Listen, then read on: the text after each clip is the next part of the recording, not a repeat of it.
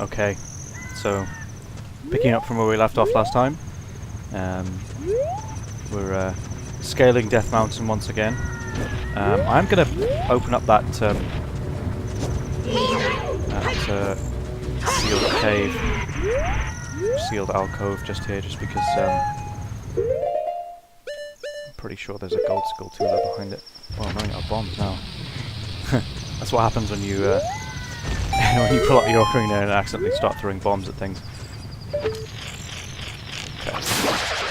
A couple of story points that I've kind of reflected on while I was doing the edit for the last video and thought maybe it would be worth touching upon again. Firstly, just that I did think that you know, it is interesting that the revelation comes from the Deku Sprout of all things, that the Link isn't a Kokiri. He's in fact a born Hylian, and that's the kind of that explains quite well exactly why in pulling the Master Sword he was able to age 7 years when a normal Kokiri obviously wouldn't have been able to do that. So, you know, maybe this went some way to explaining why he never had a fairy companion in the start.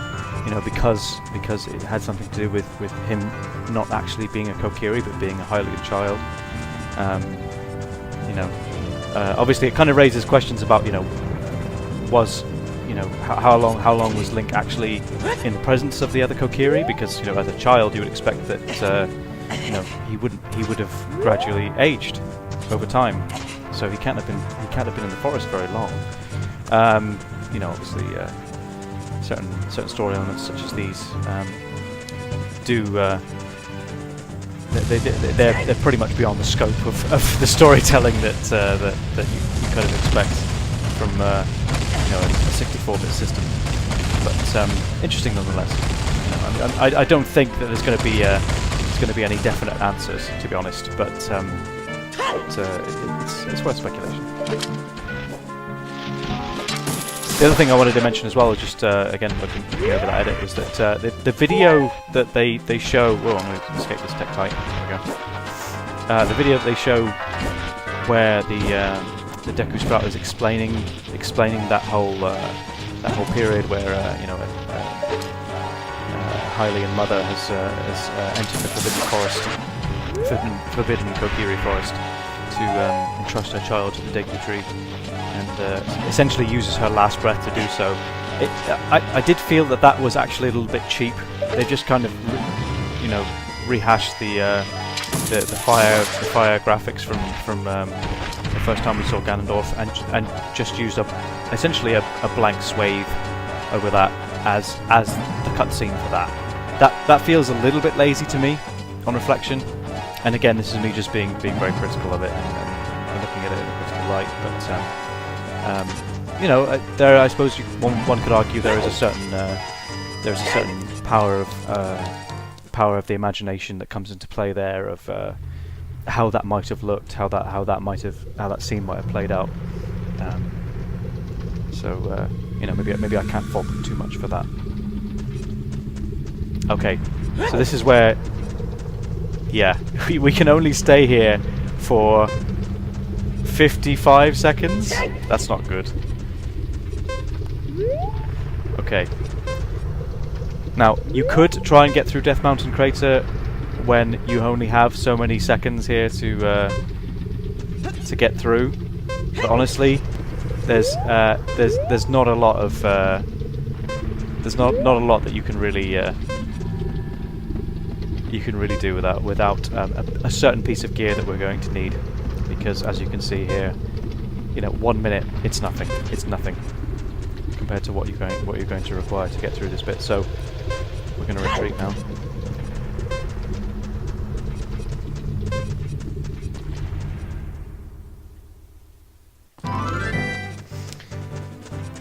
So that sucks. We're not going to be able to actually get through to Death Mountain. The Death Mountain Crater. But what we can do is come back to where we came.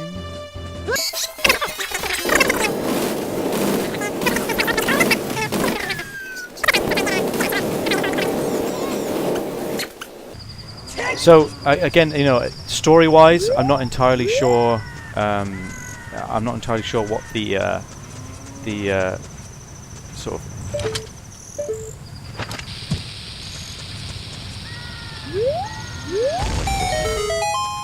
What's in here? Oh, it's a chest. Story-wise, I'm not entirely sure what the sort of the impetus is that you would actually work out where to go over the next bit. But we do need to go to Goron City. Back to Goron City. Hopefully this is going to give me some bombs, because I'm all out now. Damn. As many hearts as I could ever bloody want, but no bombs.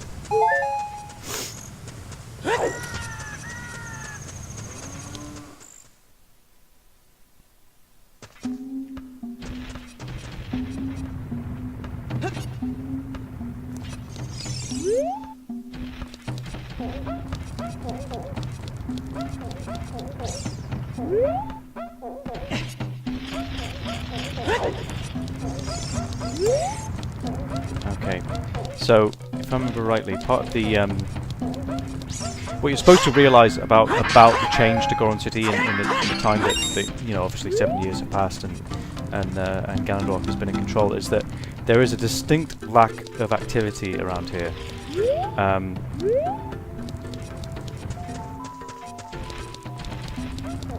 You know, the shop has closed up. Darunia's room has been sealed off.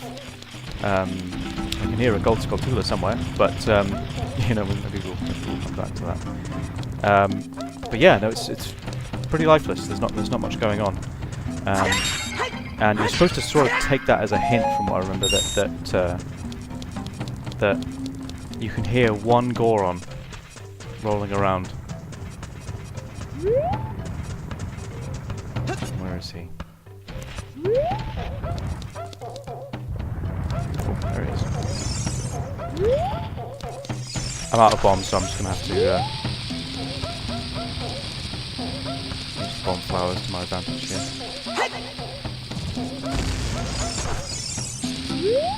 And he comes around.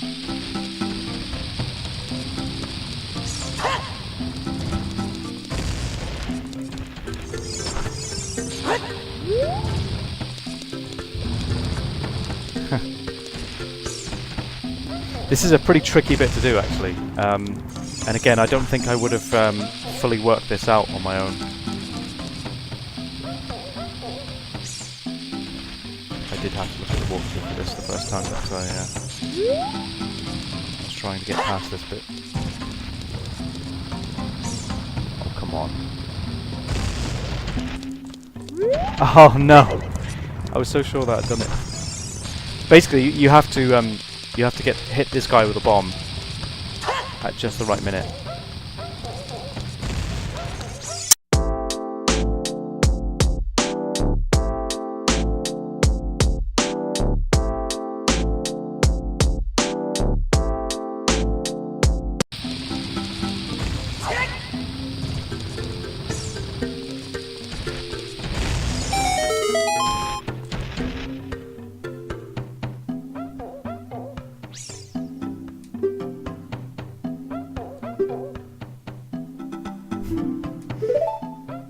Okay, so finally, how long did that take me? Like 10 minutes or something? Okay, it usually shouldn't take that long, but you know, you have to bear in mind that I suck. How do you... Oh, okay. Alright, he does eventually come out of his shell.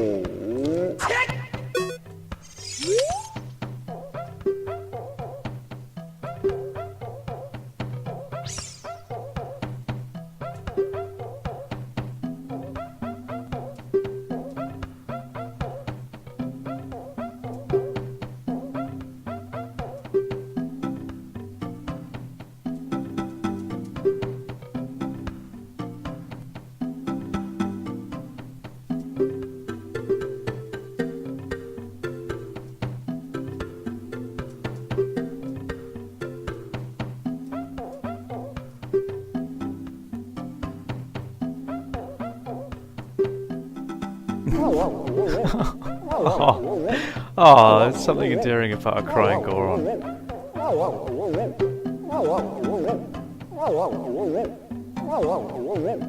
Okay.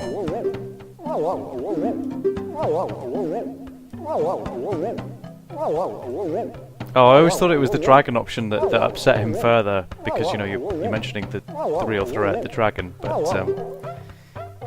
okay. Part of the story is you have to ask about the dragon. Volvagia.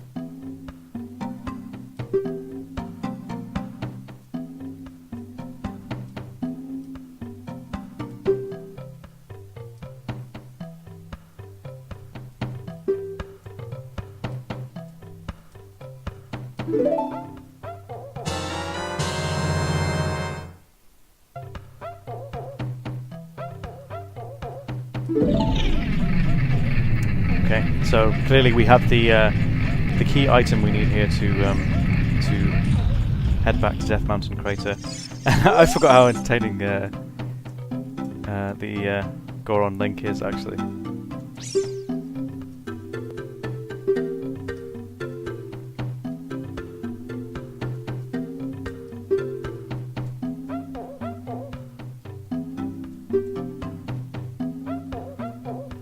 Oh, okay, yeah.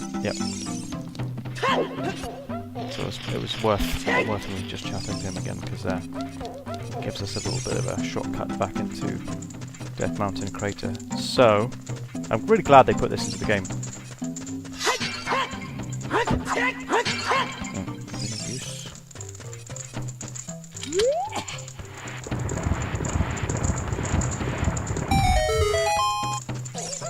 Here we go. And the counter starts up again, but obviously now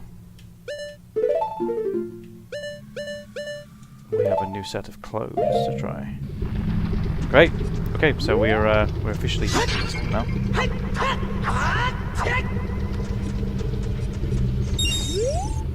And this takes us to a part of Death Mountain Crater that we haven't quite seen yet, but it's pretty close to where we came in before.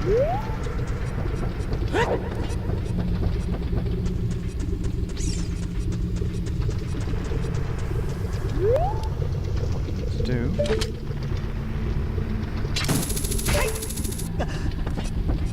There we go. Spring load yourself to the other side, basically.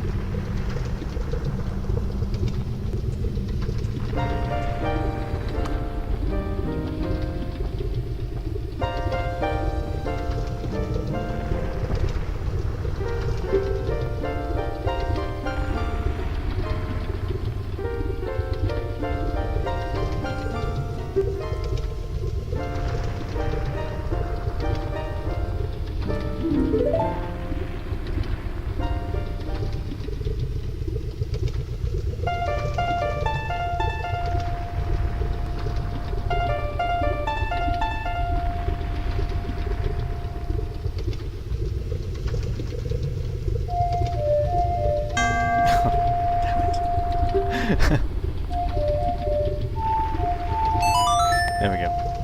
I always get this one wrong. Every single playthrough, I always get this one wrong.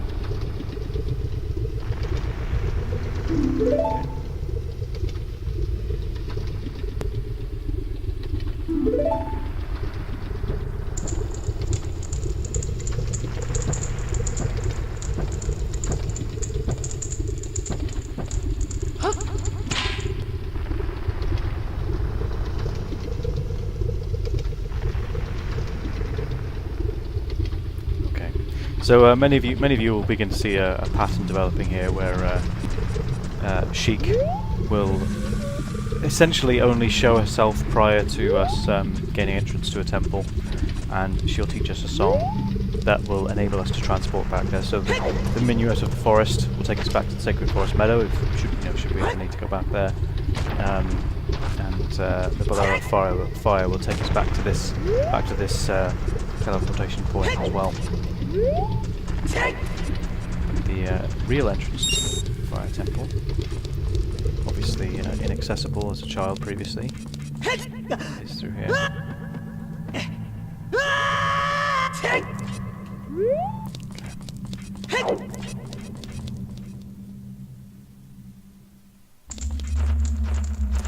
There we go. So, quick fact right off the bat is that the Fire Temple in the very earliest versions of this game, and this is quite a well-known fact now. This is one of those Zelda facts that aficionados of Ocarina of Time love to tell.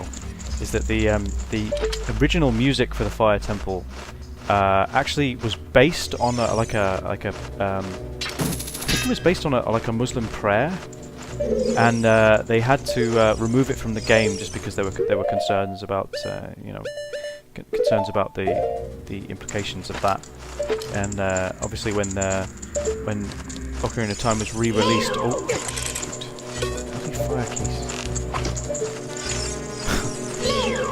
It still baffles me how terrible I am at hitting them. Back when Ocarina of Time was re-released for the 3DS and they did Ocarina of Time 3D, they actually removed even more in the game that was considered to be related to Islam and that might by some be considered offensive to have in a fantasy setting.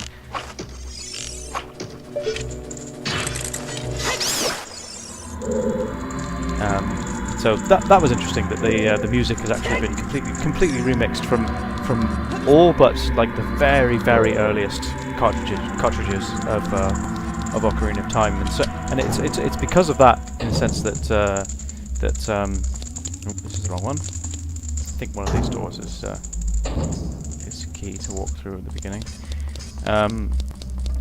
If you can pick up a cartridge of the sort of the 1.00 cartridges, the really early cartridges that were released. Again, I don't know if there are any. Presumably there aren't any European ones of that. I would assume that there, because there was obviously a month between them. I would assume that you're talking about like Japanese and American versions of the game. Then they can go for a lot of money, just because there's that music is completely different, and it's only on a very small percentage of early cartridges.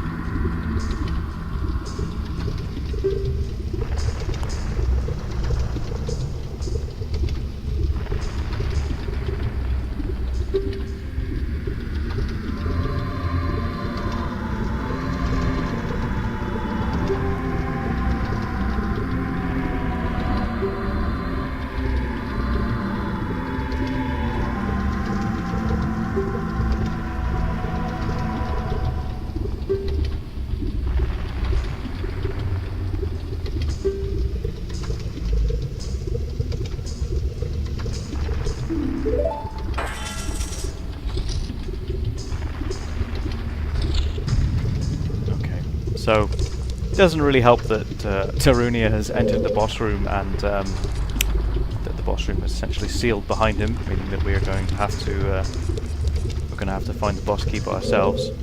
But I do believe there are a few things that we can do in this room before we leave.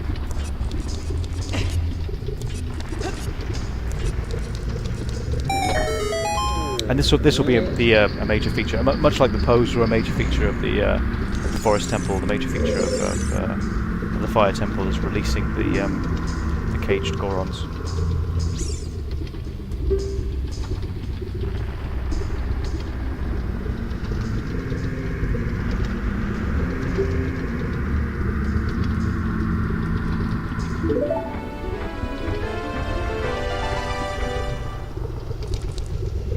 The hint that the Goron gives you there is mainly about. First of all, I mean, you need the boss key to open the door, obviously, as is the mechanic for every dungeon as Adult Link. But I can't actually reach that platform at this stage. There has to be another platform placed that gives me access to it as well. So there are essentially two restrictions in this version of the dungeon, or in this particular dungeon that prevent me from. Oh, that was close. Oh, come on! Not cool. Basically, two aspects of the mechanics in this particular dungeon that prevent me from getting to the boss room. One being the boss key, obviously. Oh, this is not funny. This is not funny. And the other being the fact that I actually don't have the leverage to do so straight away. If I screw up this time, I swear to God.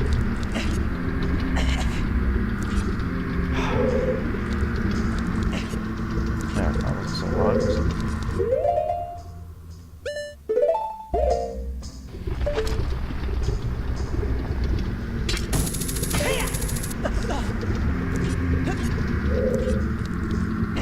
I don't think there's anything particularly I need to get here. Refilling bombs can be harmful. The Goron special crop. Right, now doesn't really matter.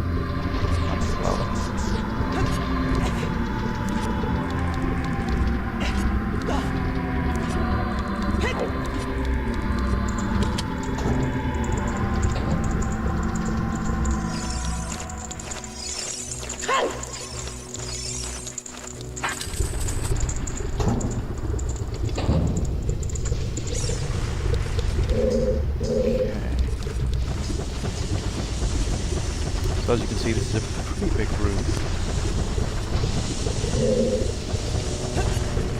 The fire keys get to me. Whoa! Forgot that one goes up.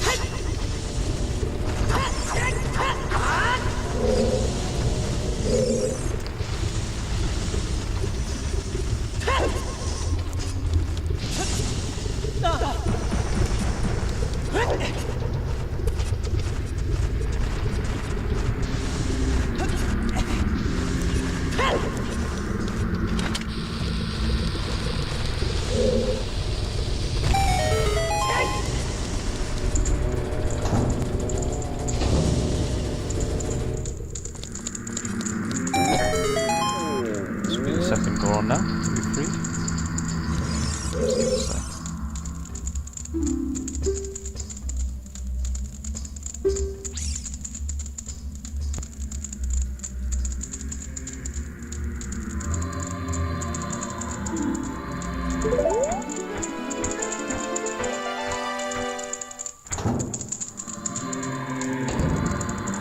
Yeah, so the clue that he's giving you there is that there are switches that you have to, usually time switches that you have to slash with your sword. He's also telling you, by the way, you can also do that with your bomb. You can set a bomb to trigger that switch as soon as the bomb runs out, which can be quite useful considering that, you know, sometimes you do want there to be a time delay on that.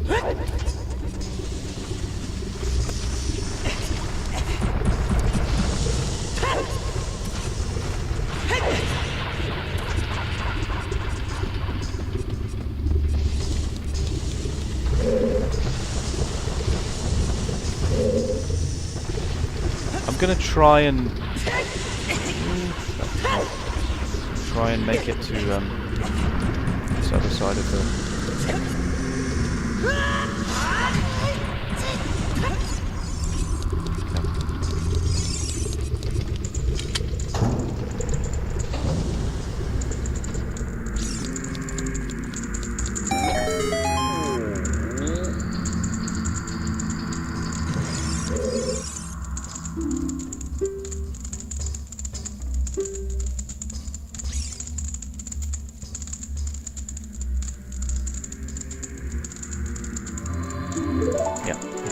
Yeah, another good hint to know is that if there's a wall that you're not sure whether you can bomb or not, you know, typical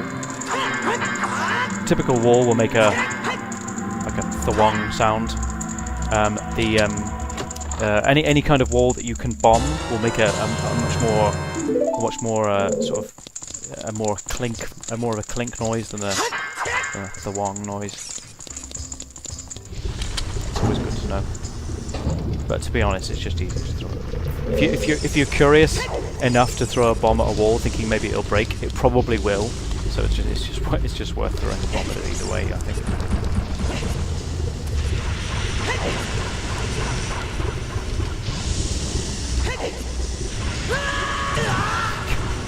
This damn bubbles.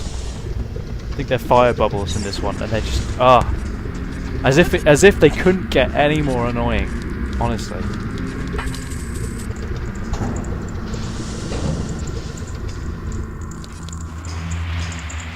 There's one thing I'm going to learn in this playthrough, is that I hate those enemies more than any other enemy in this game.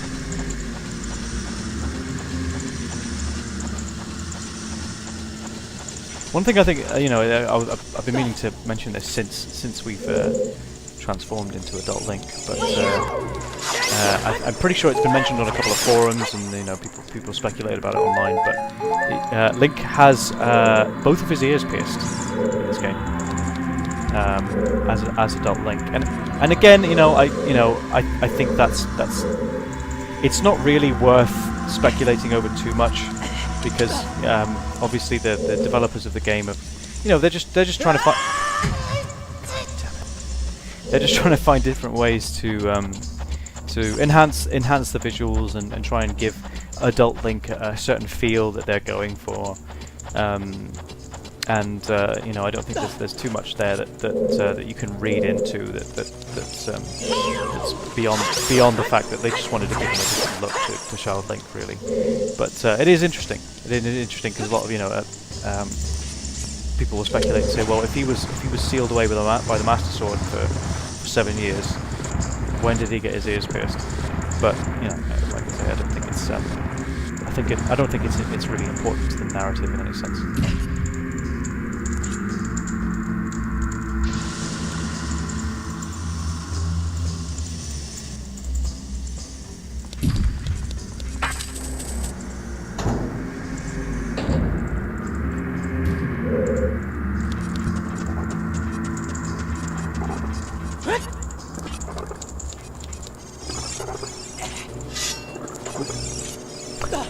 Yeah, that can happen sometimes if you draw your sword when you're climbing the ledge.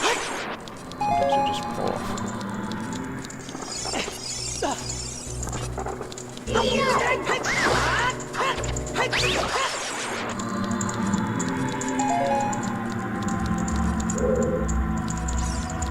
So this is the kind of switch that the Goron was talking about. So you can do it with anything. If you can strike that in any way, then it will activate.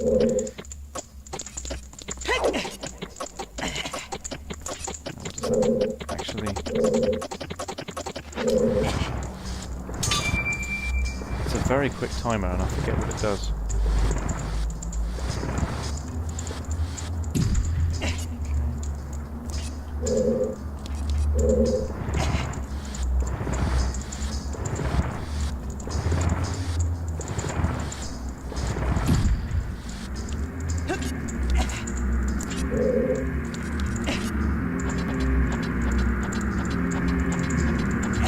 Okay, so it's this firewall up here.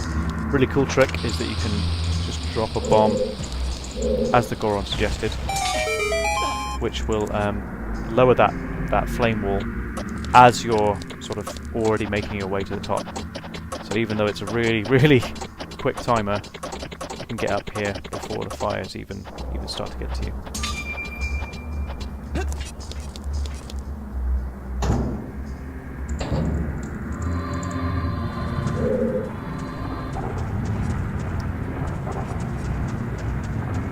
This bit's always a bit tricky.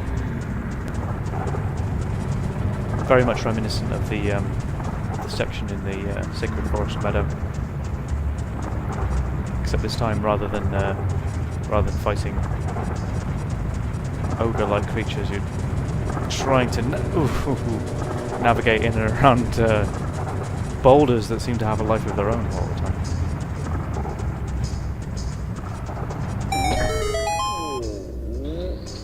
I don't think that releasing all of the Gorons is really necessary to complete this dungeon, but you know, because a lot of the time, you know, you might open a chest and it'll just be a bundle of arrows or something. But every time you get a small key, obviously that will be necessary to advance.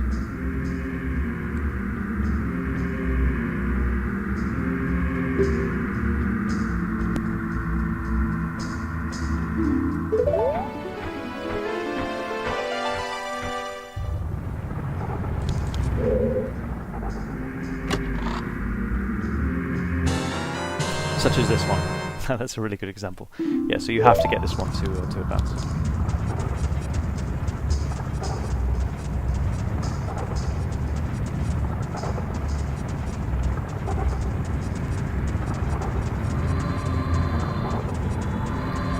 There's a door around somewhere.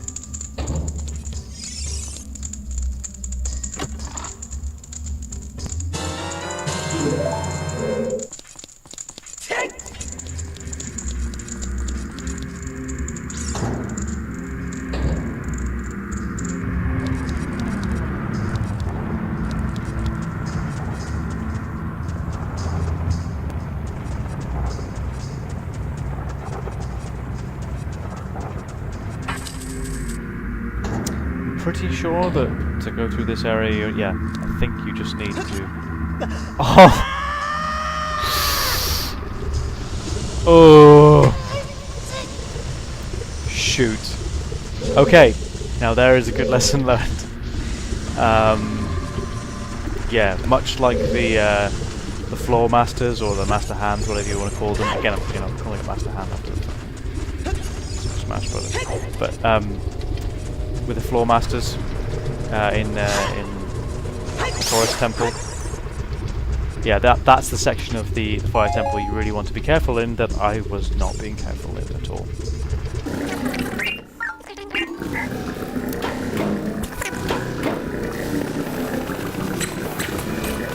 It's funny playing this game after so many years, because I remember in the times that, you know, I used to play this game regularly and just go through this dungeon. I was always extremely wary after my first playthrough of that area. You know, I learned my lesson, and then you know, I never made that mistake again. And then obviously, you know, the passage of time, you just you forget everything you once knew, all the little tricks of the trade you once knew.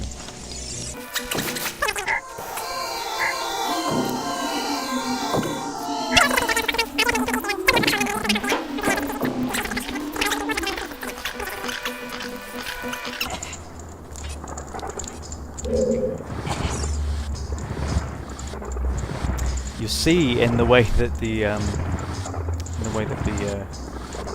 camera clipped into the wall there that there's another Goron downstairs, but we are going to you know, we're not just ignoring him. It may seem like that because we keep leaving this room, but you know, we will be coming back to him. It's only a matter of time.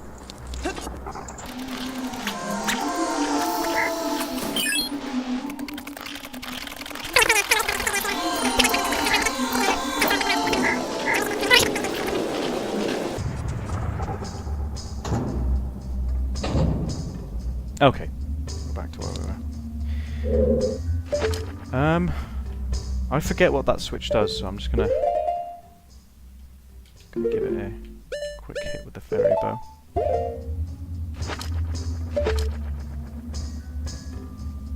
it open that door on the right? Yes. Yeah, okay, it does. Okay. Now that I haven't encountered before. Why is it doing that?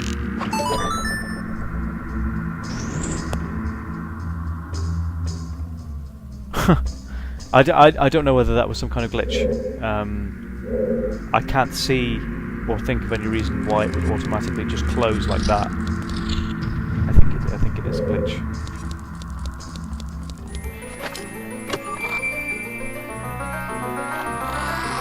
This is the map.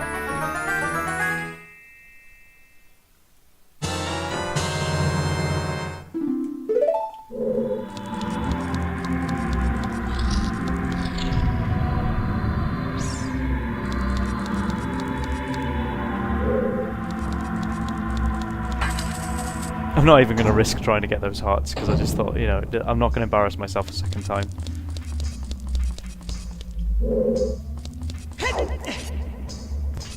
Okay, every time you land on this thing, that cinematic will start where you know, a wall of fire begins chasing you, and you have to escape this bit. Not too difficult, even with the fire bubbles after you.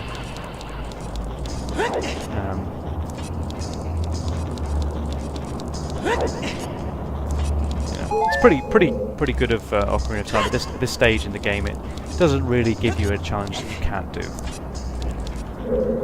At least not, you know, on the second time around. It's always definitely doable.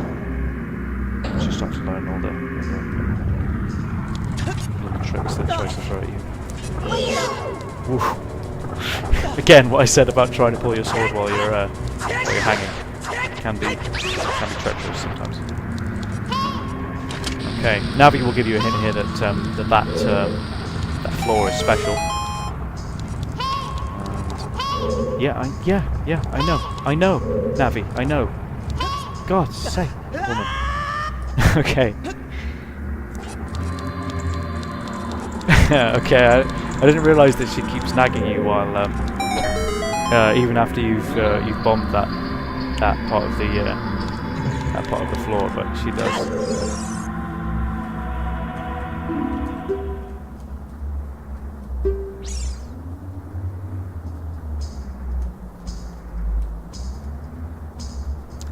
Yes. Yeah. Okay.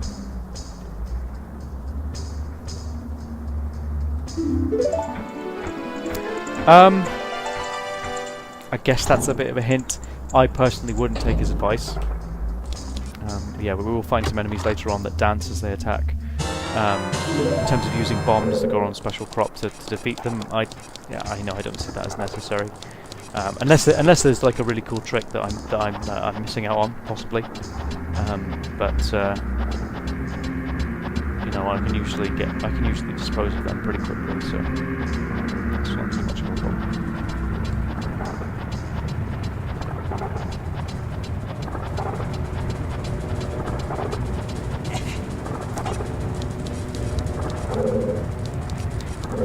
Trick now is remembering exactly where to go.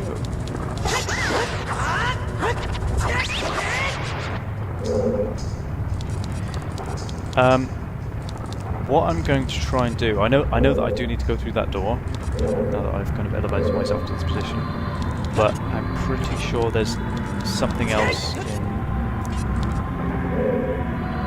this area that does warrant some exploration. I think it's getting yourself from this position over to the switch over here, where you can hopefully unlock the Goron at the other end. Yeah, okay, that's fine.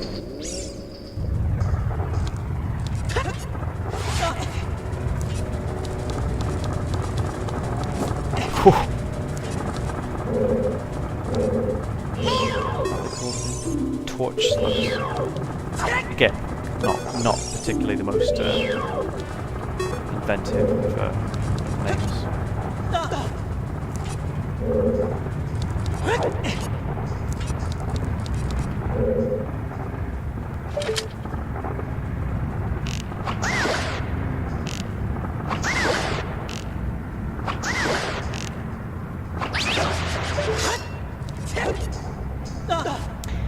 Yeah, not very efficient in terms of using arrows. But I wanted to see how many arrows it would take.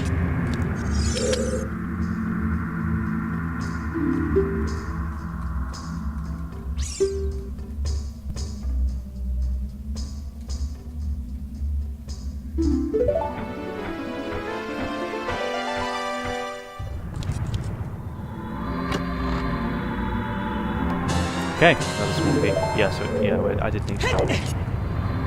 Again, you know, it's kind of you do get rewarded in this dungeon for kind of exploring every nook and cranny because there are so many small keys that you need to progress through that it really does help to check everything.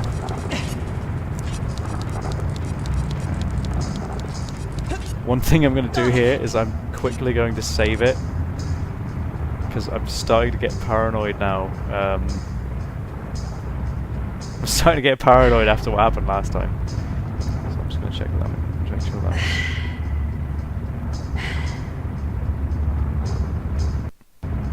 Okay.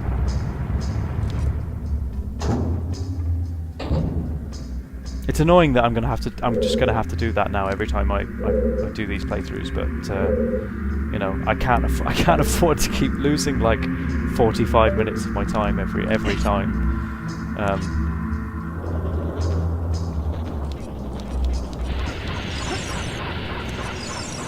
Especially when it's like dungeons that I don't even enjoy doing, like the forest temple. I'm sure I can make it up here. Yeah. Again, I was stumped for ages on this point because I just could not conceivably see how you make it from that platform to this one. Because even when you look at Link's animation, he doesn't quite make it, and his animation sort of jumps up to that ledge. He just makes it. So you know, it took me ages to realise that Link could actually make that jump. So sometimes it's one of those things that I think sometimes having a bit of guidance and occasionally checking a walkthrough isn't a big deal. It doesn't, you know, it's no insult to your intelligence just because sometimes the games, you know, especially in this period, in this day and age, they're a little bit buggy. From what I remember, that's not a real door. You can kind of tell how it's sticking out. If you try to open that door, I think it just falls on you and does some damage. See here that certain pathways are inaccessible.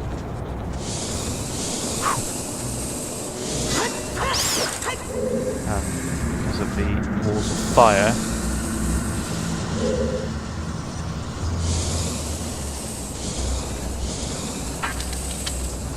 Is there any boss here? No, a bit, really.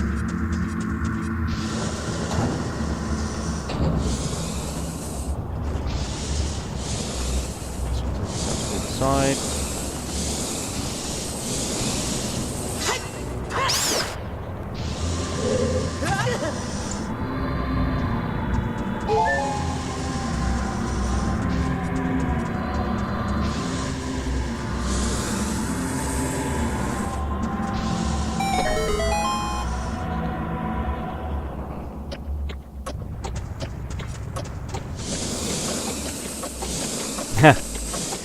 Yeah, I'm gonna come back to that.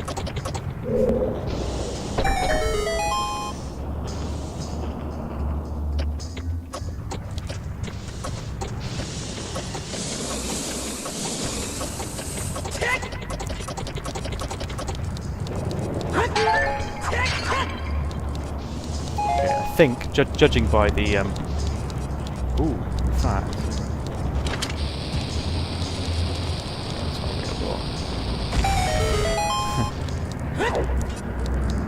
Yeah, I think judging by the number of pots here that can give you extra items, and the fact that this is a sort of open and shut door rather than a door with a doorknob, I think this is a mini boss battle. I forget what these things are called. Flare dancer. I thought it was going to be fire dancer, but yeah. The really easy trick for this is to pull out your hookshot and you can use that to target the central part of their body, and just have at it.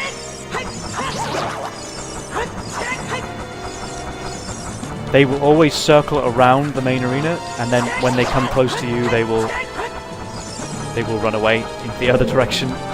So a little bit like the giant Octorok in Jabu Jabu's Belly.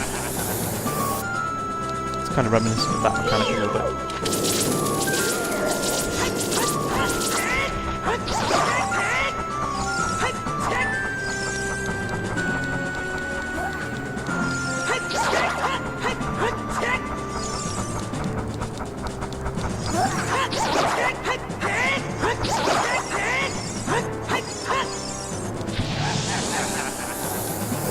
It's green this time.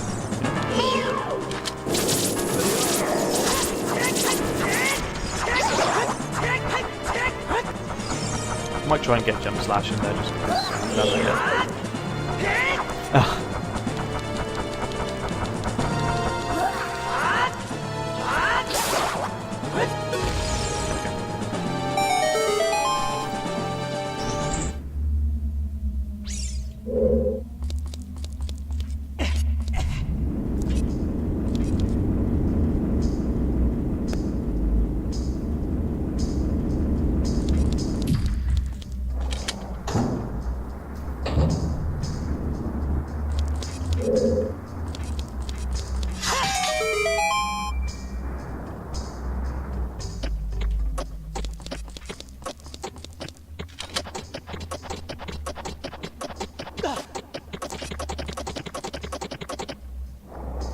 Okay, yeah, I figured that was probably the case.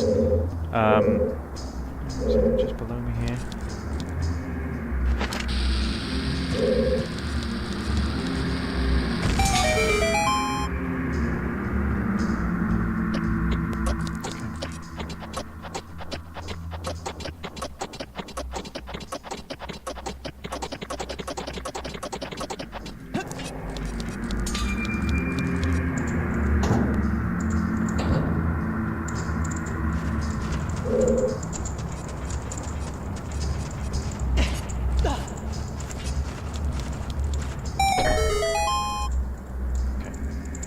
And even rooms like this, I love the mechanics of this kind of room.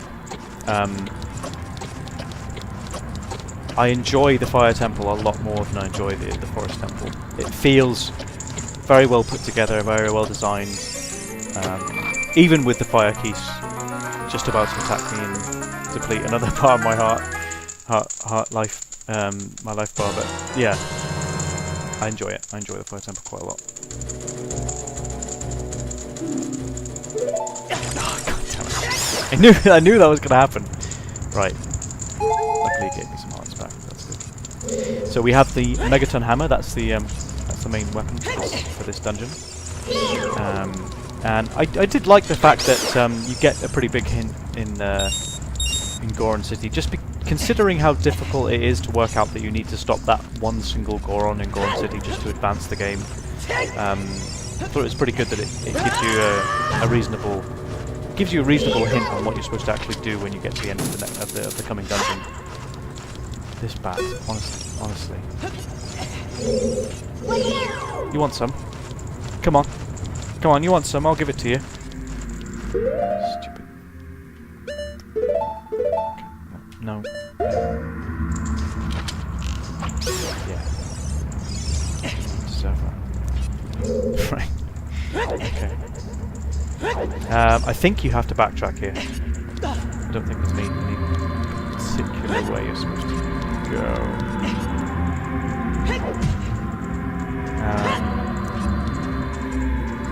As is usual with Zelda games, once you acquire an item, it becomes important pretty quickly. I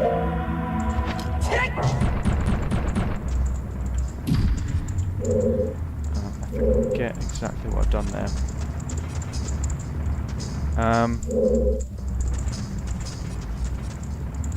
Just want to quickly check something to make sure I don't overlook it.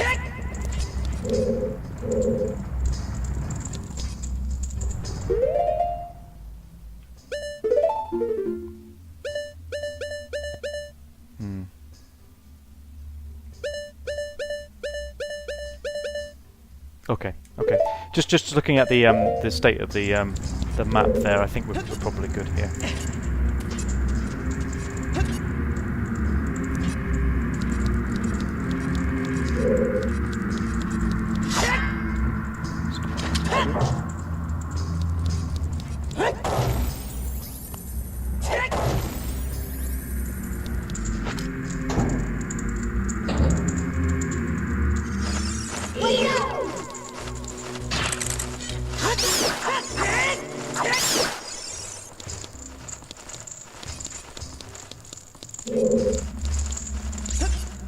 Why are there so many bats? Honestly.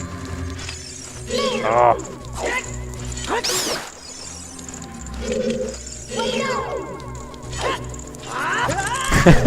Okay, I was trying to be clever there and it didn't work. I was trying to show them as boss, but...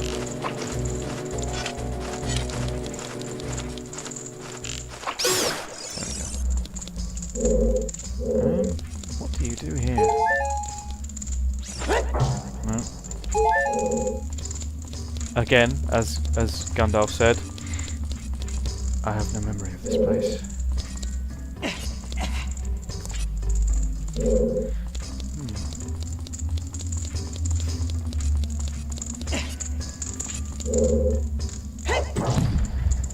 Oh, that's pretty clever. I really have no memory of that. That's quite scary, actually, that I can remember so much else. But I have no memory of that whatsoever. Wow.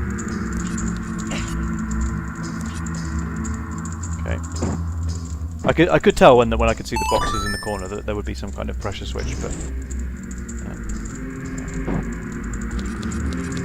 It's the case of just trying to find it.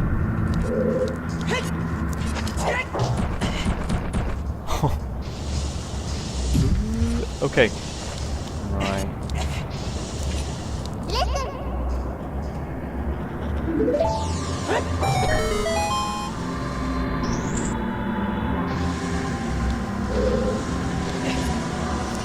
This is a key bit as well.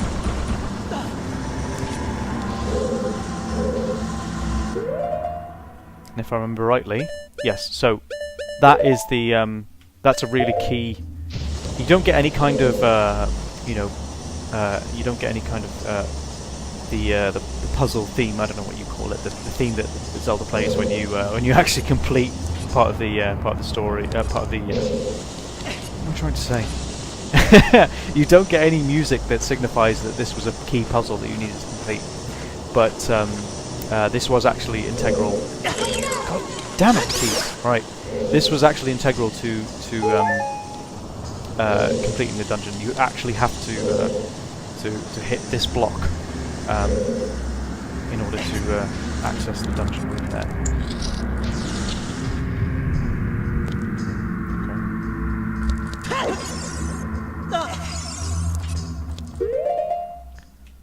I haven't used the Deku Nuts in ages, so...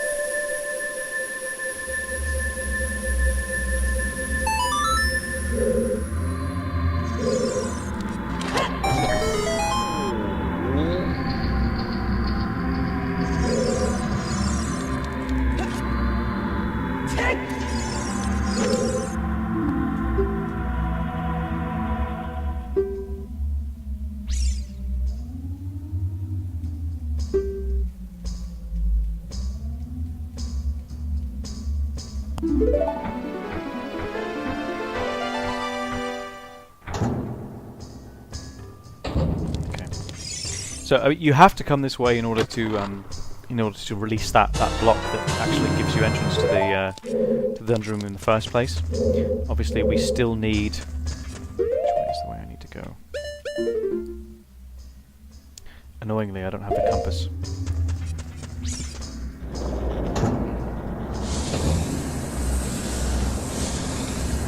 Oh, okay, yeah, I remember this bit. Huh. You have to go that way originally once you've got the Megaton Hammer, just to release that block. After that, I think you could reasonably just save and reset the game, because I think you do need to go back to the original room.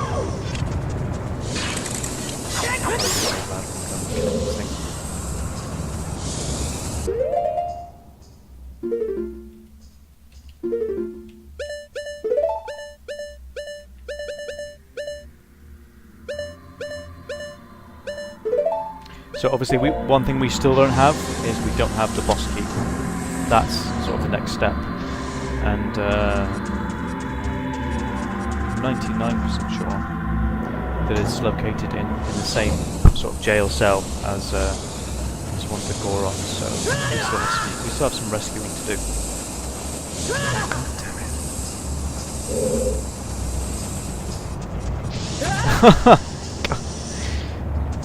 Why is everything in this dungeon trying to kill me?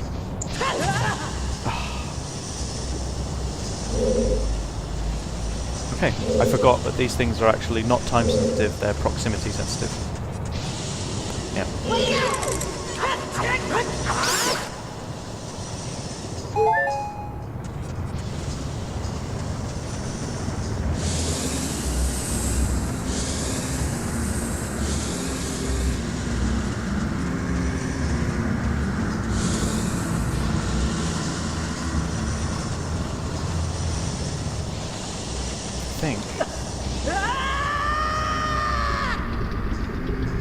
That might have been a bad idea, considering we don't have the boss key yet. Maybe not, considering that I know that there's a little bit of a... I know that there's a part of the dungeon we haven't accessed down here, which is key.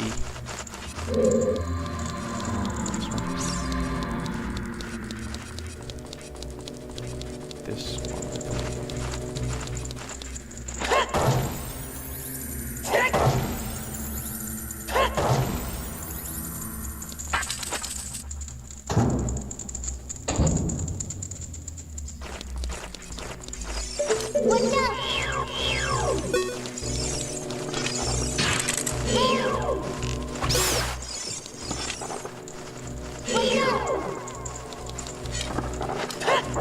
This is a cool little trick. You can turn these guys upside down with the Megaton Hammer. The force of the Megaton Hammer hitting the ground is enough to flip them. Although you always want to...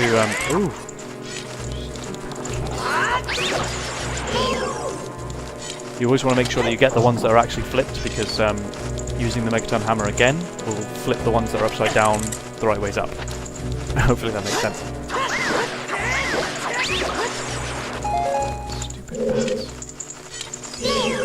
I can't decide which I hate more. The bubbles or the bats.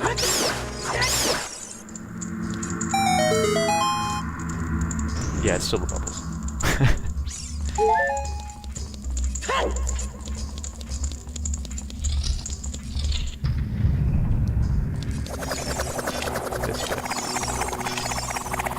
As soon as you enter this room, you just want to hold your shield and just let the room do its thing. It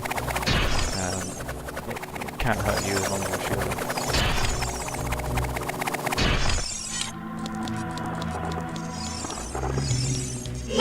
Like.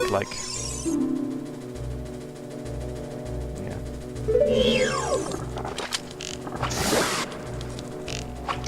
I'm not one to really get up close and personal with these things, because they can be a pain. They do give you some rupees in return, but you know, there's not much use of it.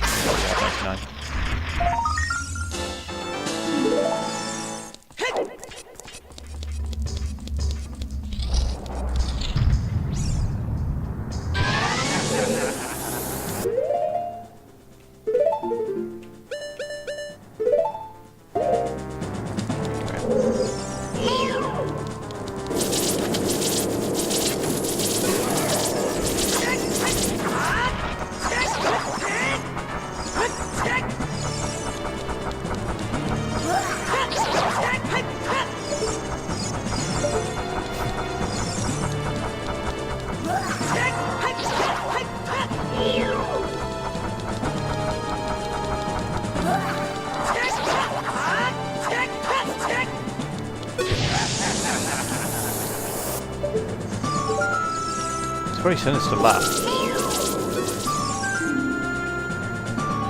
So it's basically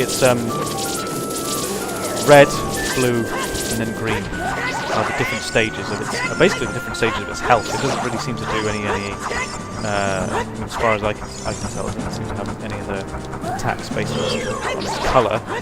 I may be saying that just because, you know, I guessed pretty quickly from the beginning that the hook shot was the way to go with it, and I've never really seen it. I've never really seen it attack in this form because, you know, easily disposed of, disabled.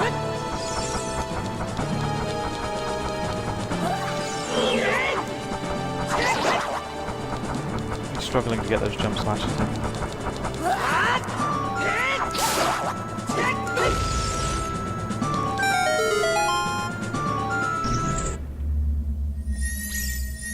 It's never happened to me, but I'm sure it has happened to people in the past that yeah, they do self-destruct on death. So if you are low of hearts and they self-destruct, I'm sure that there have been those in the past that have died as a result of that. So again, you know, backflip is your friend. Back and A is always a good option once you've made a successful attack. Okay, this is what we're really here for.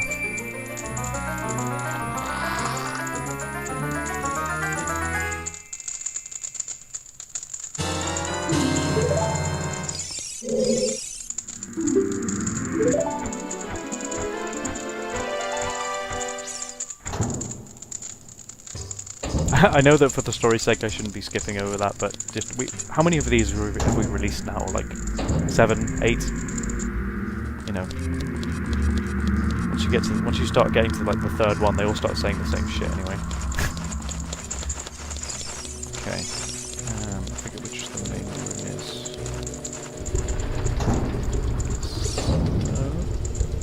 No, not. Swing and a miss.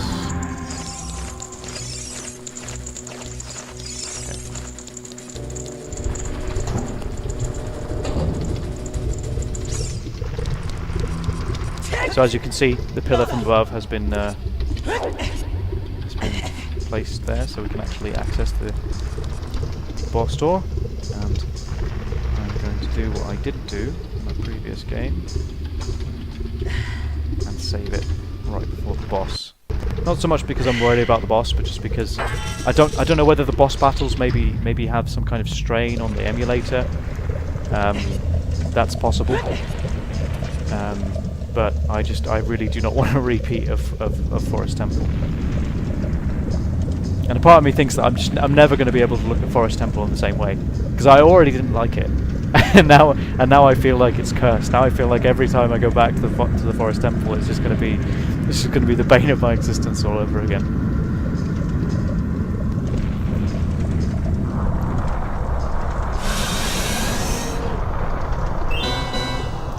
Subterranean lava dragon Volvagia. Okay. This is actually a pretty fun boss battle.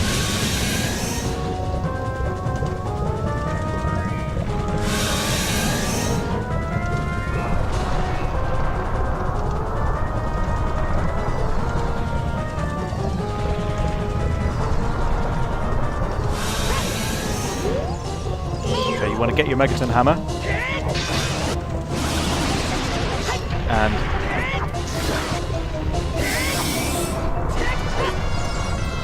anytime that you can get a good clean shot on Volvagia's head, bring out the Megaton hammer and hit her on the head with it. So that is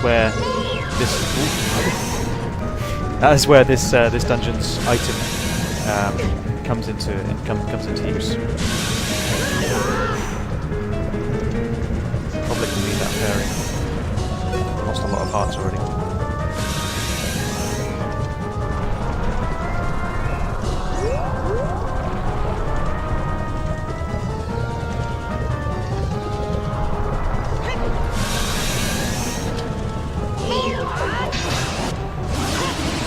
So then once you're done with the Megaton hammer, you you want to bring out your sword immediately. And again, I highly recommend that you get a jump slash in there, just because you only, I think, you only get one slash. You only get one sword slash on him anyway. Him, her, I'm not entirely sure of the gender, but you get the point. Okay, she gets kind of annoying when you start dropping rocks. I'm really hoping I'm not going to need to use that fairy, because I would like to think that I could defeat Volvagia with 8 hearts.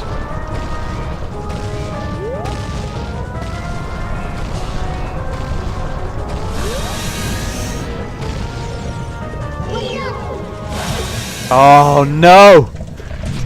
Oh, that's so irritating. Okay.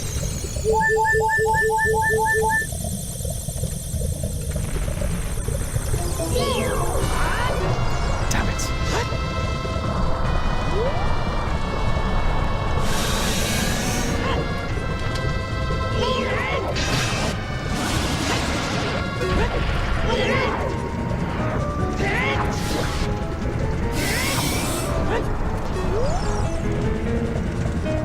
So you can see there what a pink fairy in a bottle can actually do for you. Obviously, I've done no side quests. I've picked up only one. I picked up only one extra heart piece. When generally speaking, you would be exploring a little bit more. You would be doing more to help the residents of Hyrule to get more life energy. Yeah, Volvagia actually pretty brutal. More so than I remember. I'm pretty sure that swipe of her claw actually depleted 2 hearts there, so that's, from what I remember, that's actually pretty on par with the final boss of this game, so...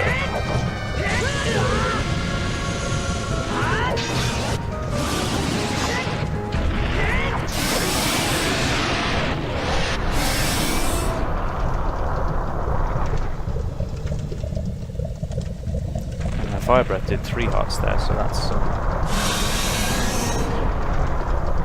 also harsher than I thought.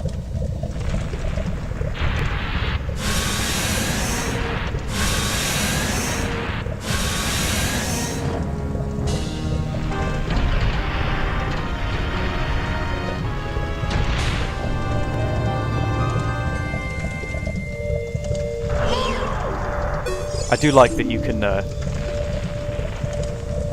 yeah. You can still target Volvagia's head even after she's been defeated.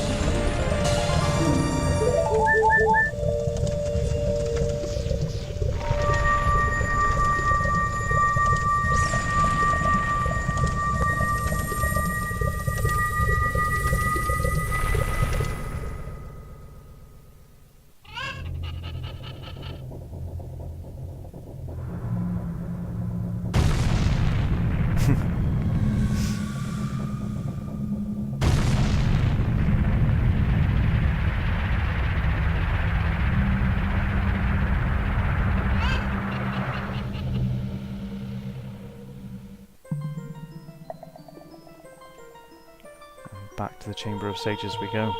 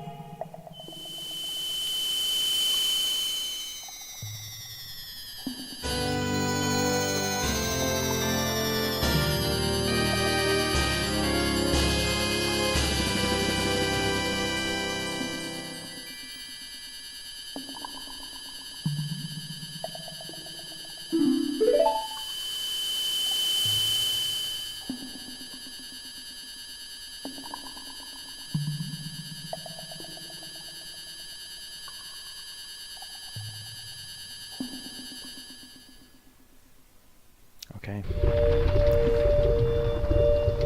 Good stuff. So now we've completed the Fire Temple, the second dungeon of the adult stage in this game. Considering where I need to go, it's not actually very convenient that it warps you back to Death Mountain Crater, really.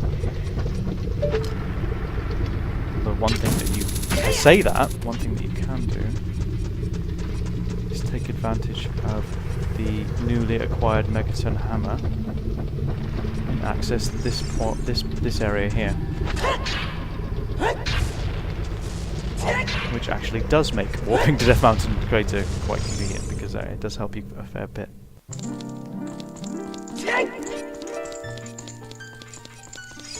Okay, again, I can't see the Hylian crest there.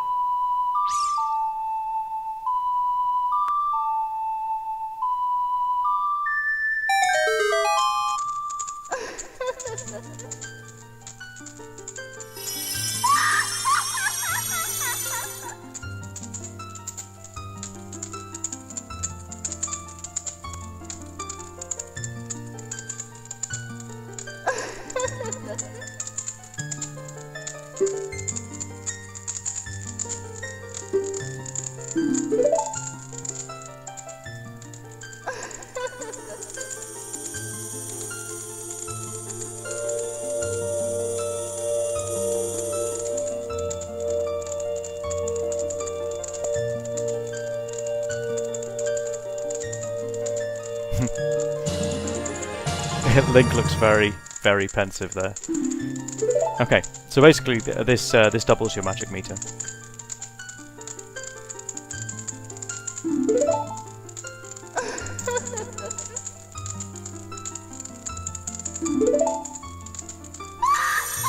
To be honest, it's something very easy to pick up. Again, like a lot of the heart pieces I have in the past.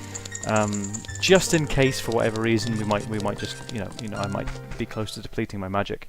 As you can see through this playthrough, I very rarely use magic. It's not really been necessary in battle or even in most puzzles. So I probably won't even need it. But considering it's there and considering it's easy to get, it's never anything that you should just overlook. And hopefully it'll be useful to some of you out there.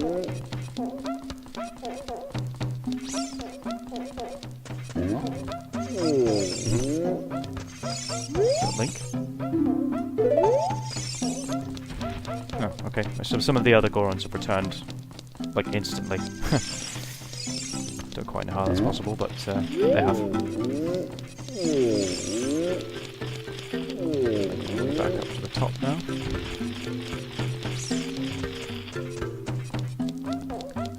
Trying to think actually what the quickest way to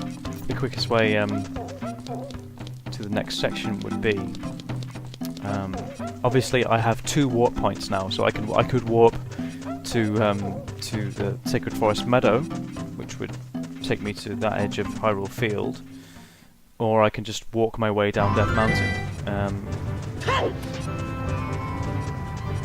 I think just for the sake of the story and where Link is, maybe it makes sense if I just sort of walk my way down.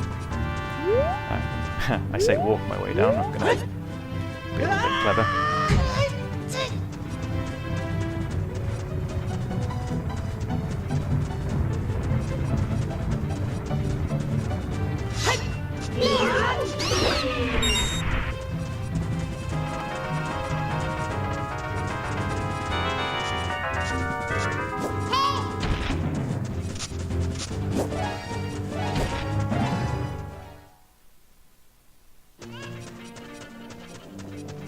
I think this is going to end up being quite a long recording, quite possibly the longest. I did waste ages trying to stop that Link Goron Link from rolling around in Goron City.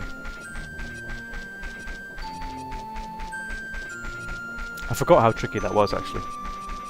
Yeah, anyone who's playing through for the first time, that might be an area, like one of the areas that you really get frustrated in, because it's not easy. It's not something that you're going to do first time, I don't think.